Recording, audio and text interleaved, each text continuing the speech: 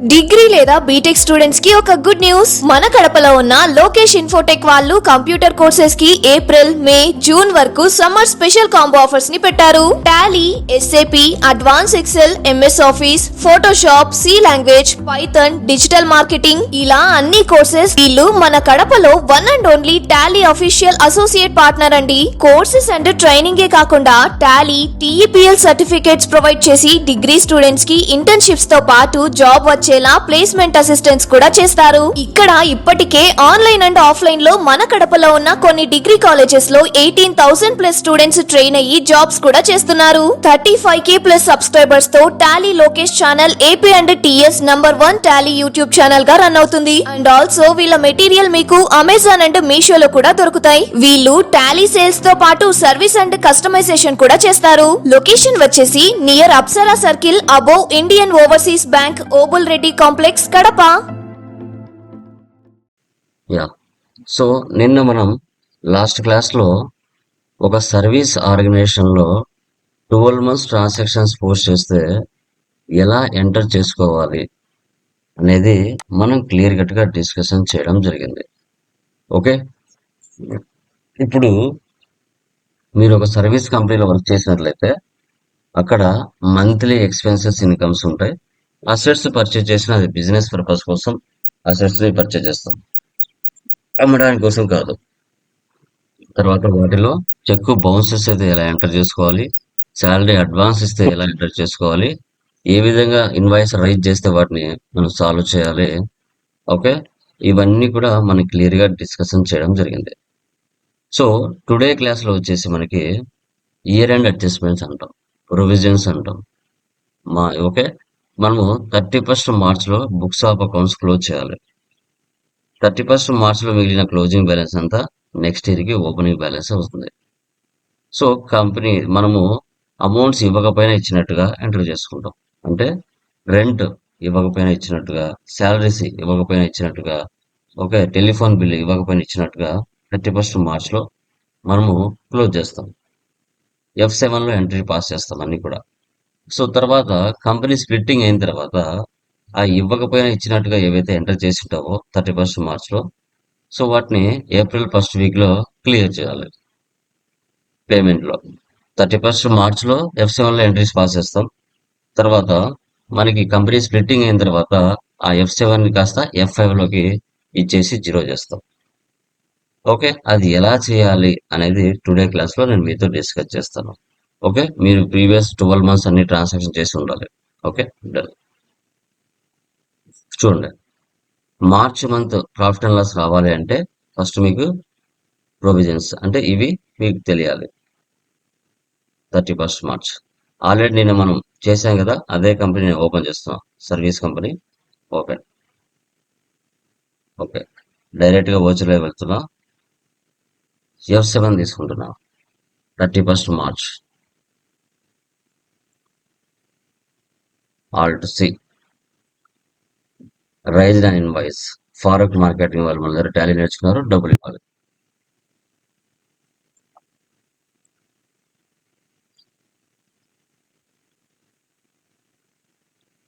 సన్రీ debtors, control A 20,000.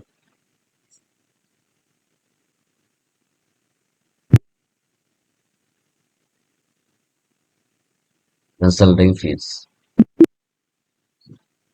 Next transfer rent to rent payable, office rent.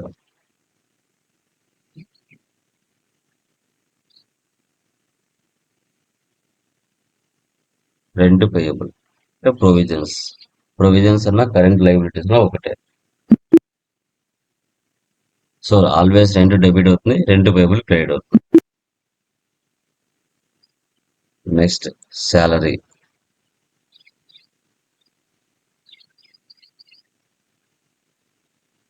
$12,000 salary payable.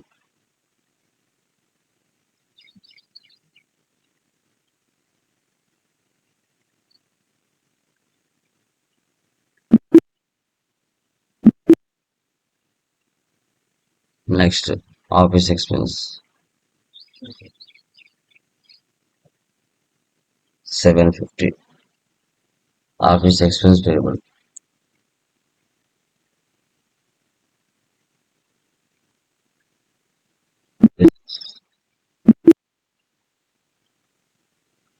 Next, telephone bill.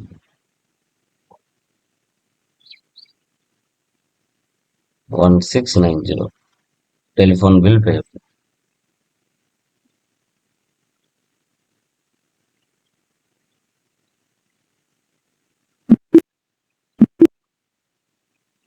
Next, conveyance.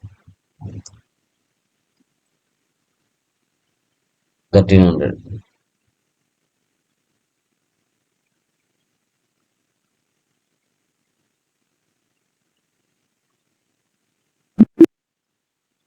Next, Raj Travels. Cab hiring. 6600. Next, electricity expense. Electricity charges and expenses are ఒకటే 870.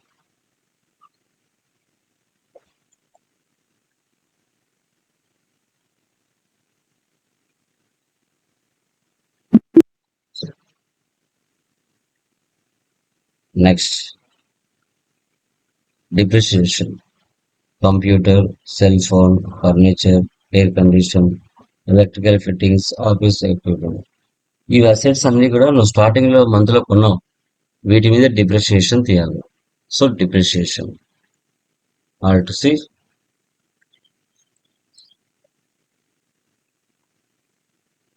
Indirect expenses. So total amount ఎంత? 14401.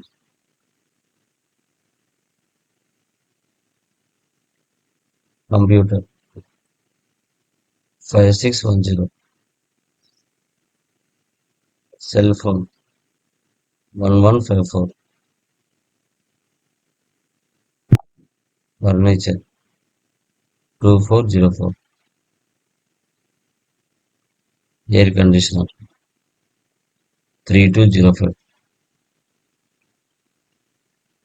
Electrical fittings 1442. Office equipment. ఇలా assets మీద depreciation అనేది తీస్తారు. Save చేయాలి. ఇది year end activities లో జరుగుతుంది. సో తర్వాత magazine subscription expense 900.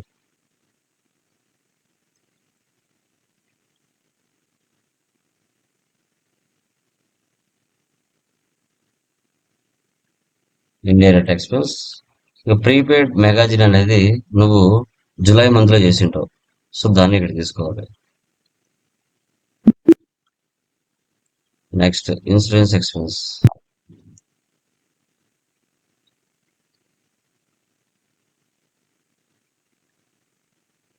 Indirect expenses 4000.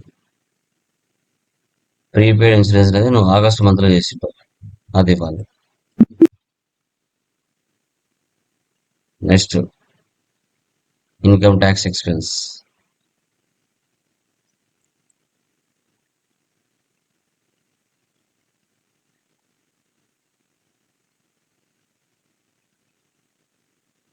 So 17,500. Income tax payable provisions. Next stationery expense. ఇక్కడ రివర్స్ తీసుకోవాలి. Stock of stationery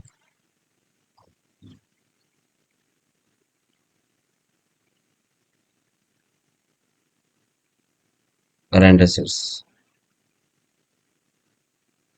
5000 stationery. Next drawings 74,000. Capital. ఇంతవరకు తీసుకోవాలి. ఇక్కడ వరకు తీసుకుంటే మీకు ప్రాఫిట్ అండ్ లాస్ వస్తుంది. మీరు 12 months ట్రాన్సాక్షన్ చేయాలి. ఓకే.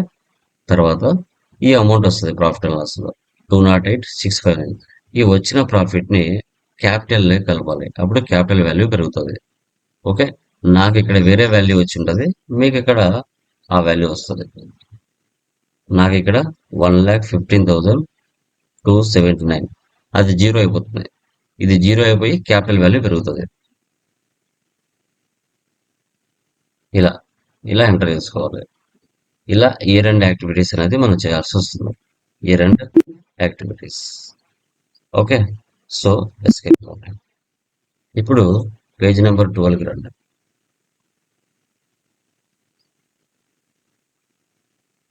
ఇక్కడ చూడండి.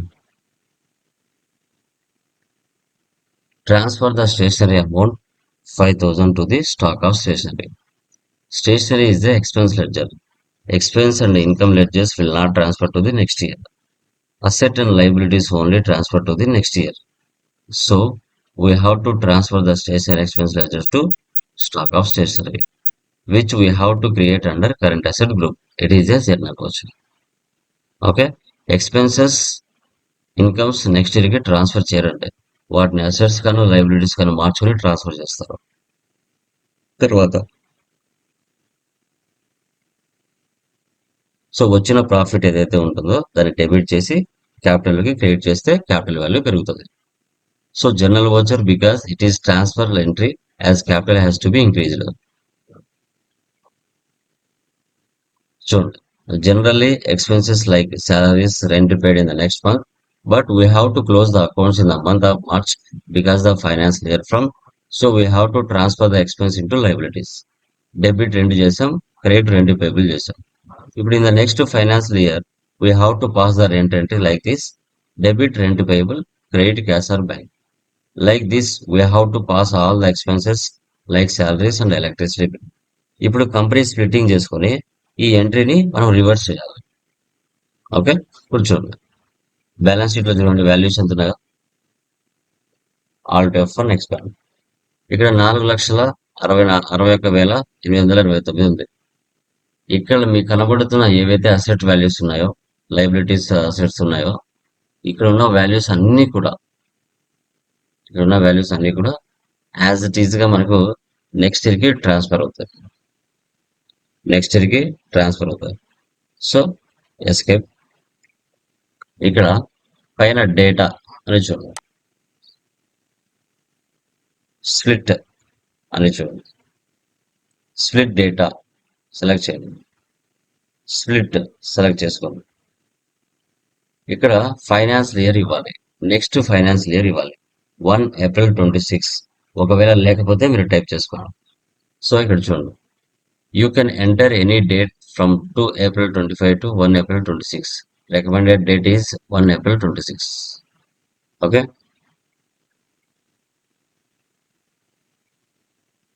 ఇక్కడ చూడండి, from split data, before split data into 2 companies.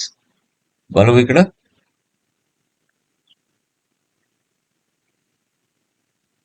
into 2 companies తీసుకున్నాం. ఇక్కడ చూడండి, ఎప్పుడైతే ఇంటూ 2 కంపెనీస్ తీసుకుంటామో, ఒకటి డూప్లికేట్ కంపెనీ ఫస్ట్ది, సెకండ్ది ఒరిజినల్ కంపెనీ. ఆల్రెడీ ఇక్కడ సర్వీస్ కంపెనీ May 16 అని ఉంది, అది మన ఒరిజినల్ కంపెనీ. ఇప్పుడు మళ్ళీ కంపెనీ స్ప్లిట్ చేసిన తర్వాత మళ్ళీ 2 జనరేట్ అవుతాయి, ఒకటి డూప్లికేట్, ఒకటి న్యూ ఫైనాన్షియల్ ఇయర్ కొత్తది. మనం డూప్లికేట్ అనేది డిలీట్ చేయాలి. ఓకే, S1 ఎస్ డిలీట్ అయిపోయిందా? ఈ మధ్యలో ఉంది కదా 25 అనేది, దీన్ని డిలీట్ చేయాలి. ఫస్ట్ది 25 కంపెనీ, థర్డ్ది 26 కంపెనీ, మధ్యలో ఉండేది డూప్లికేట్, దాన్ని డిలీట్ చేసి రీనేమ్ చేసుకోవాలి. ఒక మిగతా వాటిని రీనేమ్ చేసుకోవాలి. కంపెనీ ఆల్టర్, మధ్యలో ఓపెన్ చేయండి, enter, alt D, D for Delhi,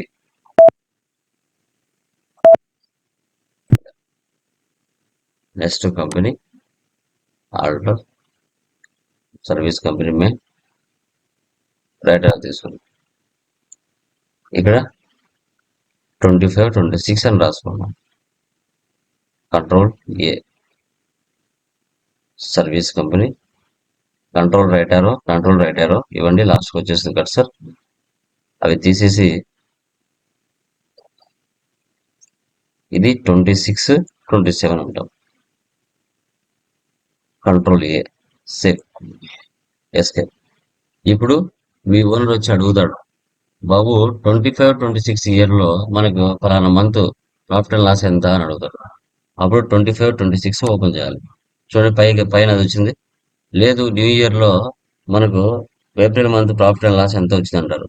అప్పుడు 26-27 సెలెక్ట్ చేయాలి. ఇప్పుడు కావాలంటే నో వోచర్స్ ఎంటర్డ్ ఉంది కదా పైన. ఇది బ్యాలెన్స్ షీట్ చూడండి. లాస్ట్ ఇయర్ లో మిగిలిన క్లోజింగ్ బ్యాలెన్స్ అంతా ఈ ఇయర్ కి ఓపెనింగ్ బ్యాలెన్స్ వచ్చిందో లేదో చూడండి. వచ్చిందా? 4,61,889 కింద వచ్చింది చూడండి. ఓకే, ఇక్కడ వచ్చేసింది చూడండి.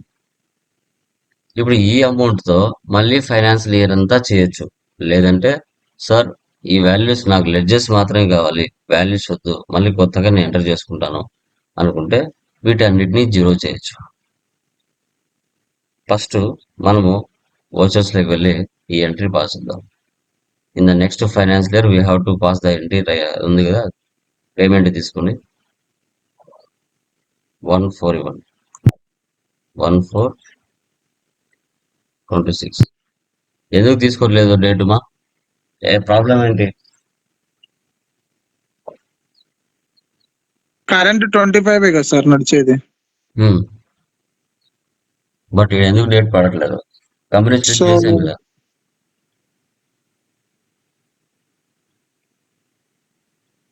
కంపెనీ స్ప్లిట్ చేశాను కదా, ఎందుకు పడలేదు? ఎక్కడ మార్చితే పడుతుంది? అంటే కరెంట్ పీరియడ్ దాటి రెండు అంటే ఇప్పుడు ప్రజెంట్ 25 నడుస్తుంది కదా. 20 తీసుకోవట్లేదు డేట్. ఎక్కడ మార్చాలి? ఎక్కడ మారిస్తే ఇక్కడ ఎంట్రీ పాస్ అవుతుంది, అది కావాలి ఆన్సర్. ఎక్కడ మార్చాలి? మార్చాలి సార్. ఎక్కడ? కంపెనీ దగ్గర మనము ఇయర్ మార్చి ఉంటాం కదా సార్, 2025 అని చెప్పేసి. అక్కడ 26 పెడితే మారుతుంది సార్. ఎక్కడ ఎక్కడ ఇక్కడ కంపెనీ ఆల్రెడీ 26 ఉంది కదా ఇక్కడ.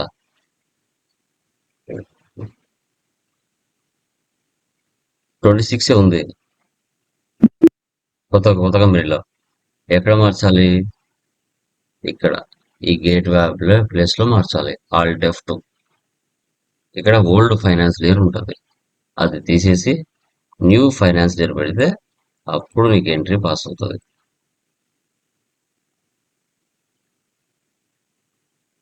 డేట్ మార్చండి 1/4. చూసారా? రెండు పేబుల్ 2,500. అక్కడ జీరో అయిపోయింది చూడండి. ఇక్కడ current balance, cash, salary payable,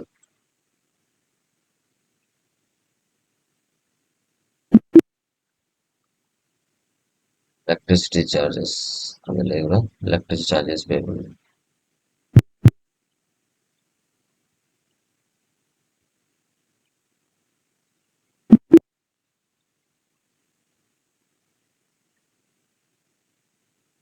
ఇలా ఎంటర్ చేసుకోరు, అవన్నీ జీరో అయిపోతాయి. ఈ విధంగా మనం ఎంటర్ చేస్తాం. ఓకే సార్, నాకు వాల్యూస్ అన్ని జీరో అయిపోవాలి, నాకు లెడ్జెస్ మాత్రమే చాలు, మిగతాటివన్నీ అవసరం లేదు, నేను మళ్ళీ కొత్తగా ఎంట్రీస్ చేసుకుంటాను అని అనుకుంటే అప్పుడు వీటిని జీరో బ్యాలెన్స్ ఏ విధంగా చేయాలి? Chart of accounts, ledgers, multi masters, multi alter, all items, zero opening balance, control A. ఇప్పుడు వెళ్ళి బ్యాలెన్స్ షీట్ చూడండి, టోటల్ జీరో. ఇవి ఏంటంటే ఇంకా పేయబుల్స్ ఉన్నాయి కదా, బిల్స్ పేయబుల్వి, అవి వాల్యూ ఒకటి చూపిస్తుంది. ఇంకా ఆల్మోస్ట్ అన్ని జీరో. మళ్ళీ మీరు కొత్తగా ఫైనాన్స్ ఇయర్ అంతా బిజినెస్ అనేది చేసుకుంటూ వెళ్ళచ్చు. ఈ విధంగా year end activities, company splitting, zero balancing మనము ఇయర్ ఎండింగ్ లో, అది సర్వీస్ లో అయినా, ట్రేడింగ్ లో అయినా, మ్యానుఫ్యాక్చరింగ్ లో అయినా, పార్ట్నర్షిప్ లో అయినా, ఎలా అయినా కానివ్వండి, మనము ఇలా ఈ విధంగా చేస్తాం. ఈ విధంగా మనము చేయడం జరుగుతుంది. క్లియరా? ఏమైనా డౌట్స్ ఉన్నాయి దీంట్లో?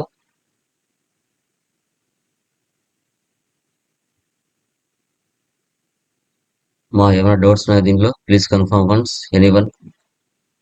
ఎవరికైనా డౌట్స్ ఉన్నాయండి? క్లియరా? ఎనీవన్? సో తర్వాత డేటా బ్యాకప్ రిజిస్టర్ చెప్పామా క్లాసు? చెప్పామమ్మా? Yes sir. ఓకే. తర్వాత టాలీ నుంచి ఎక్సెల్కి జేపీజీ పీడిఎఫ్ కూడా చెప్పాం కదా, అది కూడా yes sir. Okay. Inclusive of exclusive of tax కూడా కంప్లీట్ అయింది కదా. యా, రియల్ టైమ్ ఇన్వాయిసెస్ కూడా చూపించాను. ఓకే. సో ఇవి ఓకే కదా, అందరు అప్డేట్లో ఉన్నారా? ఇంకా ఎనీవన్? ఎవరైనా పెండింగ్ ఉన్నారా? No, first sir, material No, sir. So మీ ఉన్నాం sir yeah pending. Yeah okay done. కొందరు జాబ్ చేస్తూ ఉండొచ్చు, ప్రాబ్లం లేదు. కొంచెం టైం కేటాయించుకోండి. మీ శాలరీస్ Yes, ఇంక్రీజ్ అవ్వాలన్నా, కొంచెం మీరు మంచిగా ఇంకా కొంచెం డెవలప్ అవ్వాలన్నా, టాలీ అనే కాదు, మీ లైఫ్లో ఎప్పటికప్పుడు అప్డేట్ అవుతూ ఉండండి ప్రతిదీ కూడా. డబ్బులు అనేది సెకండరీ పక్కన పెడితే, మీ కెరీర్ కోసమే మీరు డబ్బులు పెట్టుకుంటున్నారు, వేరే వాళ్ళ కోసం అయితే కాదు. మనకు మార్కెట్లో కొంచెం హైక్స్ రావాలన్నా, శాలరీస్ ఇంక్రీజ్ అవ్వాలన్నా, ఒకే సాఫ్ట్వేర్ మీద అయితే ఉండొద్దండి. ఇప్పుడు టాలీ నేర్చుకుంటున్నారు, టాలీ తర్వాత ఎస్ఏపి నేర్చుకోండి. అంటే ఒక అకౌంట్స్ ఫీల్డ్లో మీరు వెళ్ళాలి అనుకుంటే, మీరు advanced Excel, Tally prime, SAP ఇవి 3 రెజ్యూమ్లో ఉంటే 100% ఎక్కడైనా సర్వే అవుతారు. అంటే కొంచెం మీకు బజ్ క్రియేట్ అవుతుంది. 100 మందిలో ఉన్న మీ రెజ్యూమ్ షార్ట్ లిస్ట్ అవుతుంది. ఎందుకంటే ఇదంతా అకౌంట్ ఫీల్డ్కి సంబంధించింది. మీరు ఈ ఫీల్డ్లో వెళ్ళాలనుకుంటున్నప్పుడు, మీరు ఎస్ఏపిలో జాబ్ చేసినా చేయకపోయినా, వెళ్ళినా వెళ్ళకపోయినా, ఎస్ఏపి కూడా రెజ్యూమ్లో ఉండడం వల్ల బెస్ట్ అవుతుంది. ఓకే. ఆల్టర్నేటివ్ అనుకోండి, ఇప్పుడు మీరు ఎస్ఏపి కూడా నేర్చుకున్నారు, ఎస్ఏపికి ట్రై చేస్తున్నారు, ఓకే. లేదంటే టాలీలో ఉన్నారు, టాలీ ట్రై చేస్తున్నారు ఫస్ట్, ఎస్ఏపి అవకాశాలు రావచ్చు, టాలీ అవకాశాలు రావచ్చు, ఆల్టర్నేటివ్ ఉంటాయి. అది కాకపోతే ఇది పోవచ్చు, ఇది కాకపోతే అది పోవచ్చు. లైఫ్లో లైక్ ఐ థింక్ మీ యొక్క కెరీర్లో 30 ఇయర్స్ 35 ఇయర్స్లో మీ యొక్క రెజ్యూమ్లో నేను కూడా ఎస్ఏపి నేర్చుకున్నాను, నాకు కూడా ఎస్ఏపి సాఫ్ట్వేర్ ఆపరేట్ చేయడం తెలుసు అనేది మీకంటూ ఒక ఉంటుంది, డిగ్నిటీ ఉంటుంది. ఇప్పుడు ఎంతో మనము సినిమాలకు, పబ్బులకి ఎంతో ఖర్చులు పెడుతూ ఉంటాం. 10-15 వేలు మీకు పెద్ద లెక్క కాదు మీ కెరీర్ అంతా కూడా. సో బట్ ఏంటంటే ఒక రెజ్యూమ్లో ఒక యాడ్ అవుతుంది అప్లికేషన్, ఒక అప్లికేషన్ అనేది యాడ్ అవుతుంది. అది నువ్వు ఇంటర్వ్యూకి వెళ్ళినప్పుడు 100 మంది ఇంటర్వ్యూకి వెళ్తే 100 రెజ్యూమ్లు చూస్తే హెచ్ఆర్ వాటిల్లో మల్టీ టాస్కింగ్ నాలెడ్జ్ ఎవరి దగ్గర ఉంది అనే రెజ్యూమ్స్ మాత్రమే సపరేట్గా మారుస్తాడు. ఎందుకంటే నేను అబ్జర్వ్ చేశాను, ఇప్పుడు ఒక రెజ్యూమ్లో ఎంఎస్ ఆఫీస్ మాత్రమే ఉంటుంది, మరొక రెజ్యూమ్లో ఎంఎస్ ఆఫీస్ టాలీ ఉంటుంది, మరొక రెజ్యూమ్లో ఎంఎస్ ఆఫీస్ టాలీ ఎస్ఏపి ఉంటుంది, మరొక రెజ్యూమ్లో MS office Tally SAP digital marketing ఉంటుంది. సో ఏ రెజ్యూమ్లు షార్ట్ లిస్ట్ అవుతాయి తొందరగా అమ్మా, మీరు చెప్పండి. Last one sir. Last one అవుతుంది. Last one. దాని తర్వాత ఏదవుతుంది? ఎస్ఏపి అవుతుంది. అంటే థర్డ్ వన్. అట్లా 100 మందిలో కొంతమంది అయినా కూడా నా దగ్గర మల్టీ టాస్క్ నాలెడ్జ్ ఉండాలి అనే వాళ్ళు 10 మంది 15 మంది ఉన్నా, ఆ 100 మందిలో ఆ 15 మందే సెలెక్ట్ అవుతారు. వానికి కమ్యూనికేషన్ లేకపోయినాలేండి, సిస్టమ్ ఆపరేటింగ్ బాగున్నా కూడా తీసుకుంటారు. తర్వాత ఆటోమేటిక్గా జాబ్ చేసేటప్పుడు వచ్చేస్తుంది ఇంగ్లీషు. సో ఇలా ప్రతి ఒక్కరు, ఇప్పుడే కాదు లైఫ్లో ఎప్పుడైనా కానివ్వండి, ఒకే సాఫ్ట్వేర్ దగ్గర ఆగిపోకండి. లైఫ్లో ప్రతిదీ లెర్నింగే. ఇప్పుడు నేను ఉన్నాను, నేను ఏదో ఒకటి నేర్చుకుంటూనే ఉంటాను. ఎందుకు ఆపాలి? నాలెడ్జ్ ఇంప్రూవ్ చేసుకుంటే మైండ్ సెట్ ఇంప్రూవ్ అవుతుంది. దానివల్ల కొత్త కొత్త అవకాశాలు రావడానికి కూడా ఛాన్సెస్ ఉంటుంది మార్కెట్లో. ఓకే. ఒకే దాని మీద డబ్బు సంపాదించడం కంటే మల్టిపుల్ టాస్క్ మీద డబ్బులు సంపాదిస్తే ఏమవుతుంది? ఏం కాదు కదా.